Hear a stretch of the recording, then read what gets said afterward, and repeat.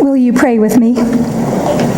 Gracious God, may the words of my mouth and the meditation of all of our hearts be acceptable to you, our strength and our Redeemer.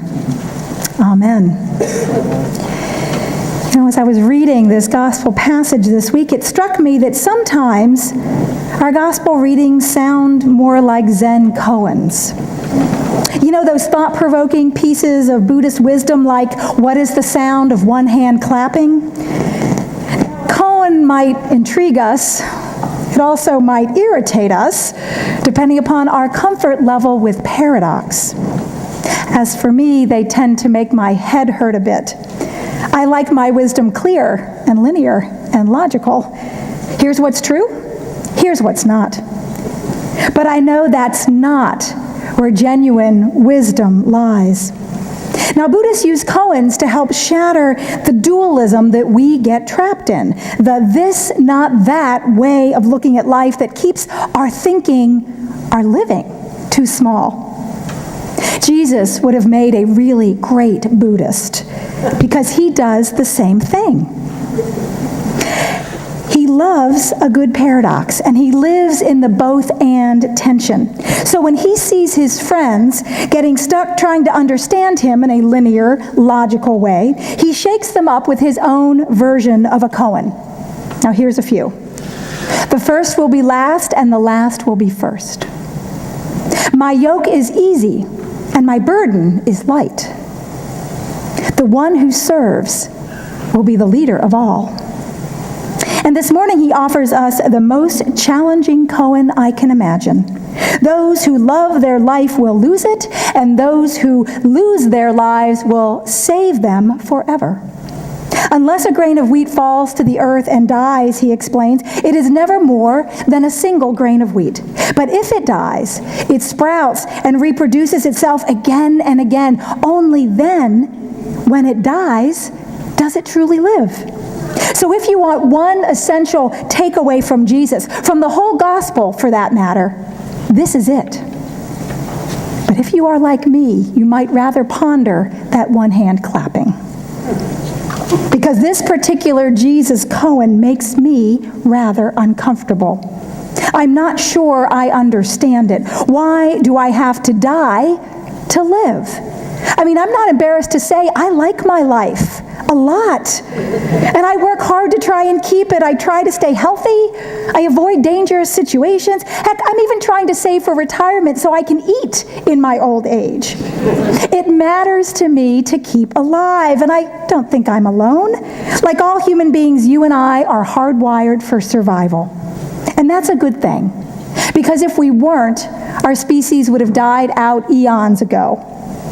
Now we know in our lives, in our bones, that life is a good thing, a precious thing, a gift from God.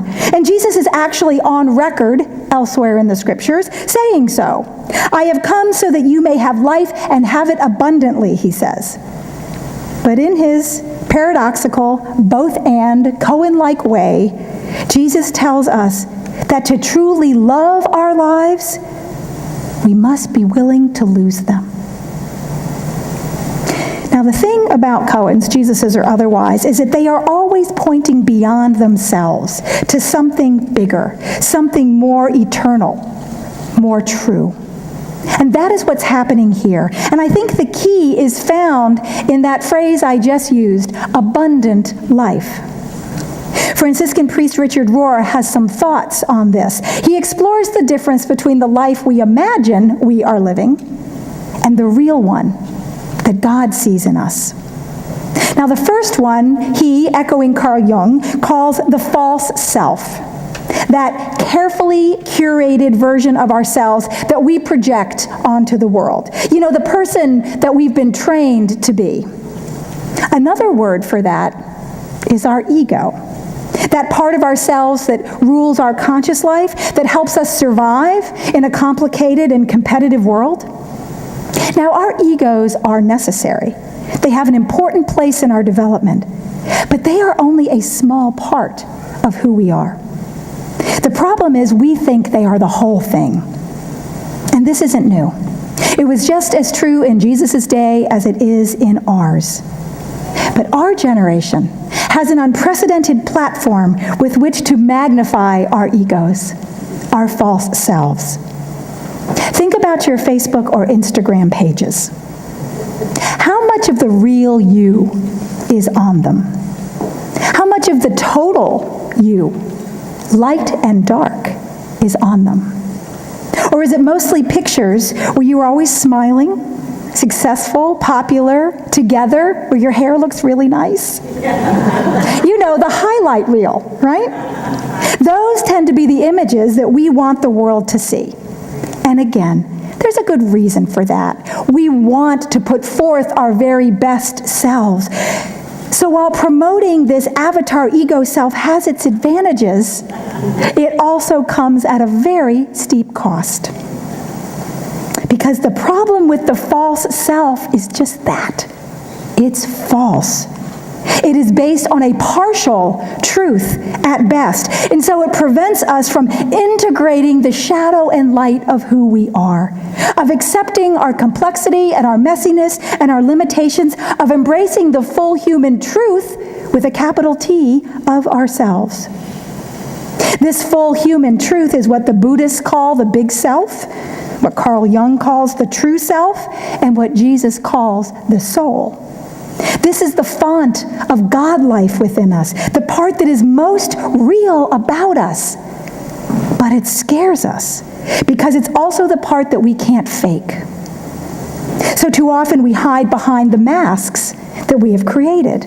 Or to use the metaphor that Jesus chooses this morning, our false selves are like the husk that surrounds a seed.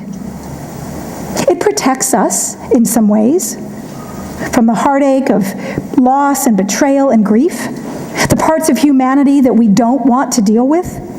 But it also means that our lives will never be any bigger than our shells. We will never know who God is truly calling us to be because we are too concerned with protecting who we think we are. And here's another thing. Our masks, our shells, also do something else. They promote the illusion that we are separate from one another. In fact, they promote the delusions about each other that keep us afraid. So we focus all our energies on trying to hold that bright line of what is me and what is not me. Let's think about that for a moment. What is the primary root of all of our conflicts? The delusion that we are more different from one another than alike. That in our differences we are more worthy, more valuable than them. Now we can only maintain that illusion if we deny what's true about ourselves. That we share between us, between all of us, one beating heart of God. That under all those externals we cling to that divide us from one another or keep us too small is one big soul that we share. Mother Teresa once said, if we have no peace, it's because we have forgotten that we belong to each other. It is that delusion of separateness, of otherness, that must die in order for us to truly live. And as usual, Richard Rohr puts it so much better than I ever could. He says, in one way or another, almost all religions say that you must die before you die. And then you will know what dying means, or what it doesn't mean. But our usual lens is inadequate to see that. We can never truly understand until we have experienced our souls at least once. And that means dying to the lens of that false self. There's just no way around it. But the good news is this: once we know we have a soul, once we have felt it, it becomes our primary lens from then on. Once we dare to imagine that we are one with God, with reality, with the universe, we can drop our masks. We can let our seed husks crack open and fall into the ground, allowing our life to turn inside out, letting that kernel of real life grow beyond our wildest imaginings. Now, this dying before we die can happen in a lot of different ways. It can be psychological, spiritual, emotional, physical. If we live authentically, we will experience at least one of them. But while they each will feel different, they will have one important thing in common. This death will happen when we realize that our egos were fooling us all along, that we are not in charge after all, that we are part of a greater flow of life than this little piece we cling to. It might be a serious diagnosis, the betrayal of a loved one, the loss of a job, the death of a child. Life pulls the rug out from under us, and we are not the same person we were pretending to be. Suddenly, our Facebook selves are revealed for the illusion that they are, and we must let them go. We have no other choice. As Rohr reminds us, the ego is the self before death. The soul is only real after we've walked through the valley of the shadow and come out larger and brighter on the other side. Now, I know this can sound so abstract, so metaphorical, so Cohen-like, but its implications are powerful and real. For it is our false selves, either individually or collectively, that tend to run the show in this world. And we are comfortable with that show. We may not love it, but we know how it goes. And so we protect it, even as we use it to justify things we claim we abhor, like racism and war and sexism and homophobia and bigotry, the stuff we know that separates us from one another, from our experiencing of God, and from our very selves. You'd think we'd want to let it go, but Lord knows we don't. Our egos will not go down without a fight. They will try and convince us that we need our false selves to survive. And on one level, I suppose that is true. Because it's important to remember, let's not get into that dualism. Our false selves are not bad or good, but they are mortal. They are temporary. They are partial. And they will go away. Our false selves are just the necessary warm-up act for the first part of our lives that we must go through and leave behind in order to get to the real thing. Mere survival is never good enough for us, not when God offers us abundant life.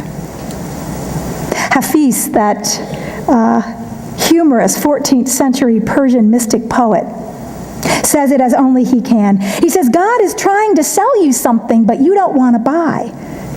This is what your suffering is. Your fantastic haggling, your manic screaming over the price. But the price of holding on to our small lives is so much higher than anything we will lose. This is the ultimate truth of the gospel. This is why Jesus came to share our lives with us, to teach this and live this and sacrifice his small human life for this, to let us know that by letting go of the fears and delusions we cling to, that we can find the way to that bigger life in God. It's why we say Jesus is the way. His way is the pattern of transformation. His way is the only way through death to resurrection. And so he invites us to follow him and do the same. Those who cling to their lives will lose them, he says, and those who let them go will save them.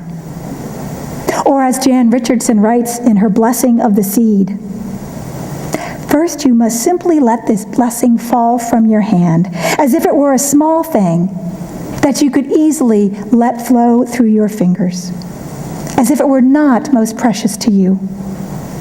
And next, you must trust that this blessing knows where it is going, that it understands the way of the dark. Because I promise you, this blessing has not abandoned you. I promise this blessing is on its way back to you.